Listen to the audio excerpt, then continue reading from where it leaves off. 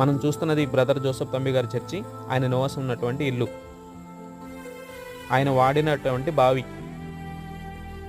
ఆయన కేరళ, తమిళనాడు, ఆంధ్రప్రదేశ్ 3 రాష్ట్రాల్లో సువార్త ప్రకటించినప్పటికీ 1939 నుంచి 45 మధ్యలో ఆయన ఇక్కడే ఉండి సువార్త ప్రకటించడం జరిగింది. ఆయన నవంబర్ 11, 1890లో వియత్నాంలో జన్మించారండి. జనవరి 15, 1945 సంవత్సరంలో ఆయన చెప్పిన డేటు, సమయంతో సహా ఆయన చనిపోవడం జరిగింది. అత్యంత ప్రసిద్ధి చెందినటువంటి ఈ పుణ్యక్షేత్రాన్ని అందరూ దర్శించాలండి.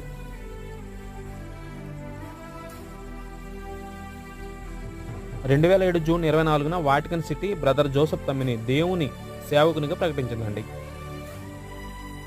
చూస్తున్నారు కదా జోసెఫ్ తంబి గారి సమాధి.